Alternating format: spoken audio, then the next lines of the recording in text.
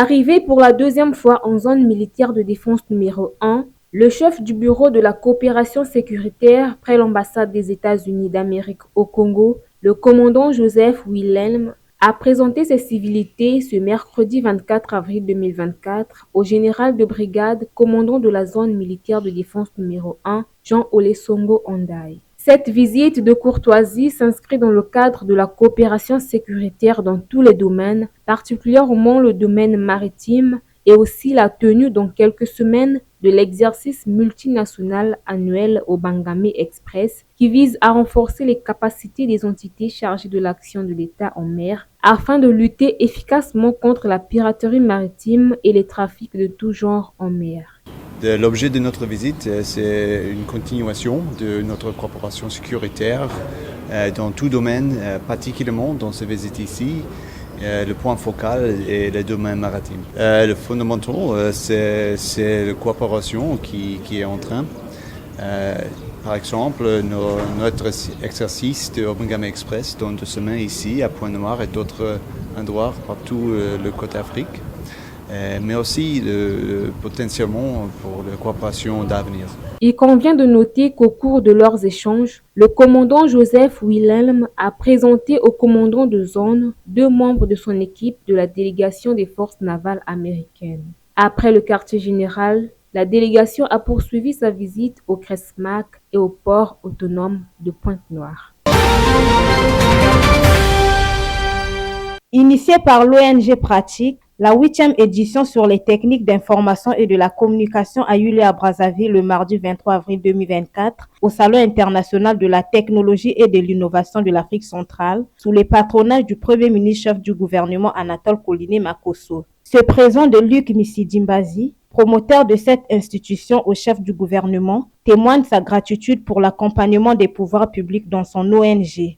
De même, le Premier ministre a remercié tous les autres acteurs de la technologie et de l'innovation pour leur participation. Il n'est plus nécessaire de rappeler ici les enjeux majeurs du développement numérique et de l'innovation pour nos États.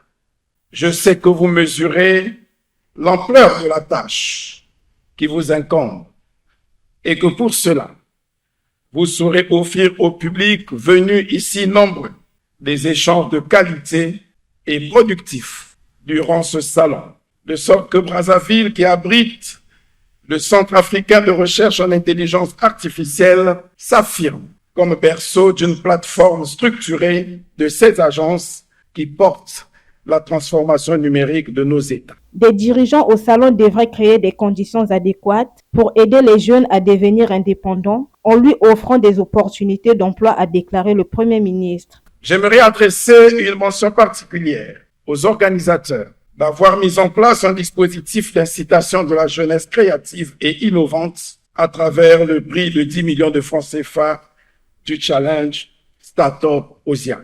Ce prix, au-delà de la joie qu'il procurera aux heureux lauréats, sera, à n'en point douter, un réel catalyseur du dynamisme entrepreneurial en Afrique centrale.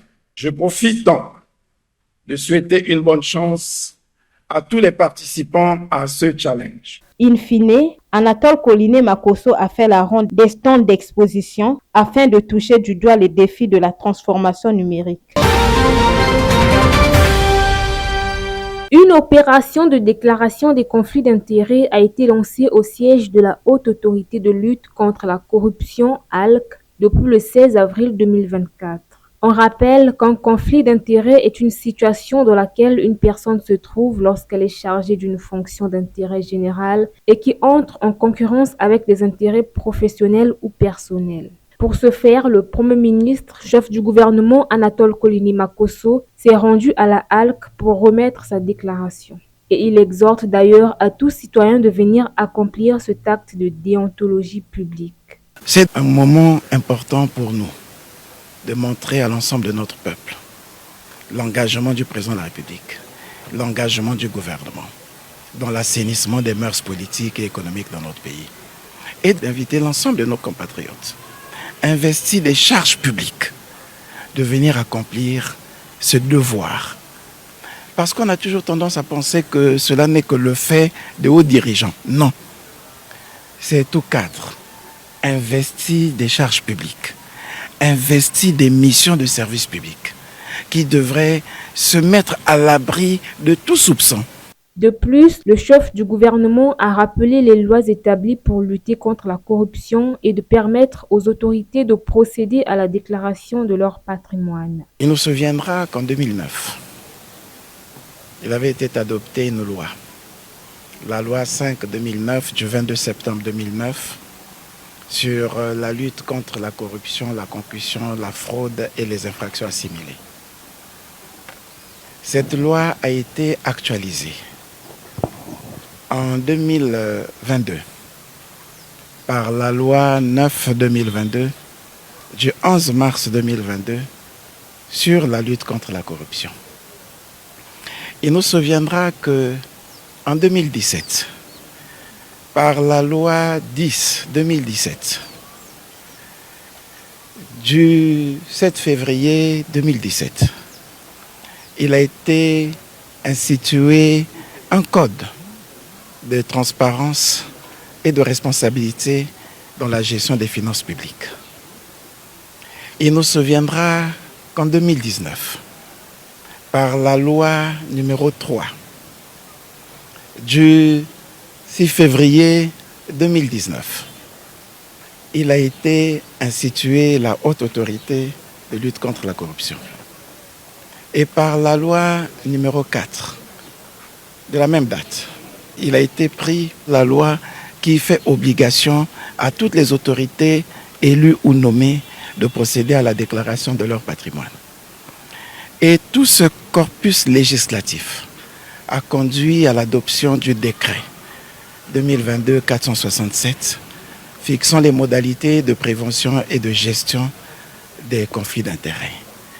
Vous voyez donc là la volonté politique, l'engagement du gouvernement à assainir les mœurs politiques dans notre pays et à créer les conditions d'une bonne gouvernance dans notre pays. Signalant que le 10-23 est le numéro vert disponible en cas de soupçon de corruption. Cette période de déclaration des conflits d'intérêts se termine le 30 avril 2024. Améliorer le programme éducatif congolais et construire des nouvelles écoles, tel a été au centre de cette rencontre entre le ministre de l'Enseignement général Jean-Luc Moutou et le nouveau gouverneur du Lions Club Yves Ikonga. Pour ce faire, le Lions Club mettra des moyens financiers en jeu afin de construire des nouvelles écoles. Dans le cadre du partenariat qui nous lie avec ce ministère, et nous avons tout simplement tenu à venir le rencontrer, lui rendre une visite de courtoisie, pour lui dire merci pour tout ce qu'il a déjà fait avec nous et pour nos enfants, pour les plus défavorisés, et lui demander de poursuivre d'aussi belle manière son œuvre que nous apprécions énormément. Il s'agit d'une poursuite d'un programme que nous voudrions élargir, qui est un programme d'éducation et qui tente à communiquer à nos enfants les valeurs qui sont les nôtres, qui sont des valeurs de rigueur, veiller à leur instruction, à leur bonne instruction. Nous voudrions tout de suite passer à 9 écoles.